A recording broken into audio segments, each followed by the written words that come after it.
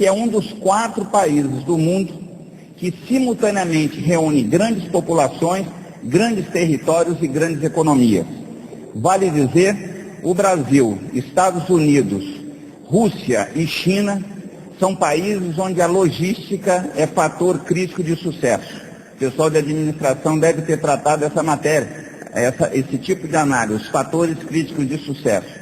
Ou seja, nesses países que têm grandes territórios, grandes economias a serem transportadas e grandes populações a serem abastecidas, logística é algo crucial. Nos outros países, a logística tem um status e é tratada com cuidado. No Brasil, ainda não. E é por isso que vocês ouvem falar de gargalos logísticos e apagão logístico. Quando São Paulo promulgou, o governador José Serra promulgou a lei de mudanças climáticas em novembro passado, esse tema estava muito em discussão. E ele publicou logo em seguida um artigo na Folha de São Paulo, que é esse que aí está, onde eu destaco a primeira conclusão de não haver antagonismo entre o desenvolvimento e a preservação do meio ambiente, que é uma discussão sempre colocada, e aqui na região, no litoral norte, nem falar, tá certo? Esses 2 anos nós temos debatido muito esse tema aqui em São Sebastião, Ilhabela, Caraguá, e esse antagonismo não existe ou ele pode ser evitado. E é isso que dizia à época o governador. E ele destaca como um dos instrumentos para enfrentamento dessa questão justamente os transportes não rodoviários, dentre os quais se inclui a navegação, a cabotagem. E aqui um dado estarrecedor. No caso de São Paulo, o fato de que quase metade dos caminhões em São Paulo andam vazios. Isso é um dado que mostra uma desorganização. Está aí uma dica dos trabalhos de formatura do pessoal da administração, tá certo? Esse é um tema muito interessante, de como organizar. E aqui, então, o governador dizia que é combustível desperdiçado, emissão desnecessária, congestionamento desnecessário, custos incorridos, e aí é parte daquilo que normalmente se chama do custo Brasil. O transporte mundialmente, globalmente, ele é responsável por 13% das emissões do gás de efeito estufa e 23% das emissões decorrentes do consumo de combustível fóssil. Só que ele é o setor de maior taxa de crescimento. E isso porque, a partir do pós-guerra, dos anos 50 em diante, o transporte rodoviário, que é essa curvazinha azul, mostra um crescimento aceleradíssimo. Então o transporte não só é o principal, quanto é o que mais cresce. E aqui um dado alentador, é que o transporte pelos oceanos, a navegação, que transporta 90% de tudo que o mundo transporta em carga, apenas emite 10%. Portanto, o transporte aquaviário, de uma maneira geral, seja ele marítimo, seja ele hidroviário, ele tem sido apresentado como solução e não como causa dos problemas ambientais. Há muito discutido sobre isso e foi reservada uma sessão especial lá em Copenhague para discutir esse tema e merece aqueles que se interessarem aprofundar. Porque mesmo emitindo tão pouco, tem uma participação tão pequena, ainda estão sendo tomadas medidas na navegação e nos portos para reduzir ainda mais. Ocorre que no Brasil, onde o mundo é 23%, o Brasil é 42%. E isso decorre de uma combinação perversa, porque o Brasil tem uma matriz energética mais limpa do que o mundo, mais de 80% é produção de energia hídrica, e o Brasil tem uma matriz de transporte suja, porque nós temos mais ou menos o dobro da participação do transporte rodoviário do que os países de grandes territórios como é o Brasil.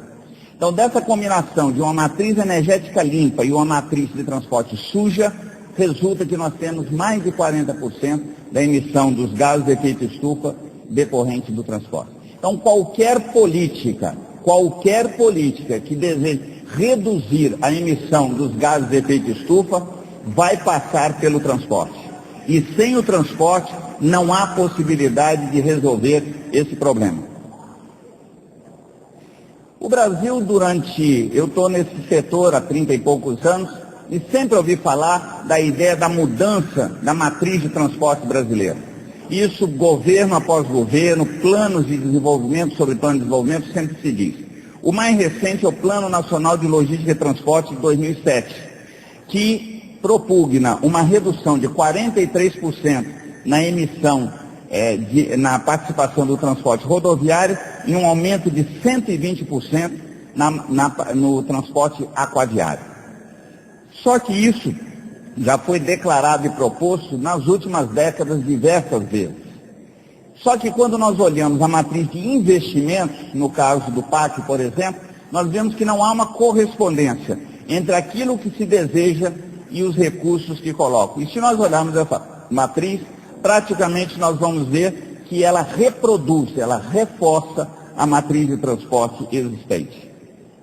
O transporte aquaviário que eu mencionei, como ela reduz, e aqui tem dados específicos de consumo de combustível, de eficiência energética e de emissões do CO2 ou do NOx, que é muitas vezes mais importante para o aquecimento global do que o CO2, as diferenças do transporte aquaviário e do transporte rodoviário são aí flagrantes. Nós fizemos um exercício supondo que nós tivermos, a pergunta que foi feita é, suponha que nós tivéssemos hoje a matriz de transporte que nós queremos ter em 2025. O que aconteceria? E a conclusão foi essa, ou seja, nós estaríamos emitindo 38% menos de gás de efeito estufa.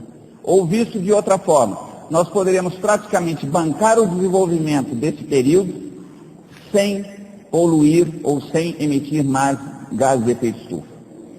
Ocorre que a situação de São Paulo é mais crônica. Onde o Brasil é 62, São Paulo é 93. Agora caiu um pouco para 91. Mas mesmo assim é um número absurdo.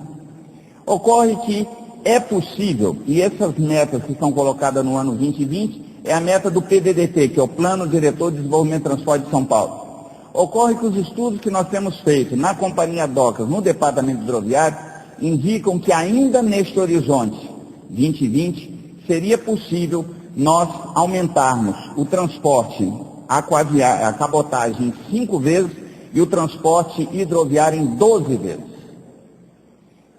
Nós temos propostas em relação a isso, que não é o objeto exatamente do tratamento aqui, mas essa é uma conclusão desses estudos que nós temos feito. E se isso acontecesse, nós fizemos a mesma pergunta, a conclusão é que nós poderíamos estar emitindo 31%, um terço praticamente, a menos de gás de efeito estufa. Ou seja, aqui são números que justificam aquela afirmativa de que o transporte aquaviário, ele é parte da solução, sejam das emissões, sejam dos gases de efeito estufa, de uma maneira geral.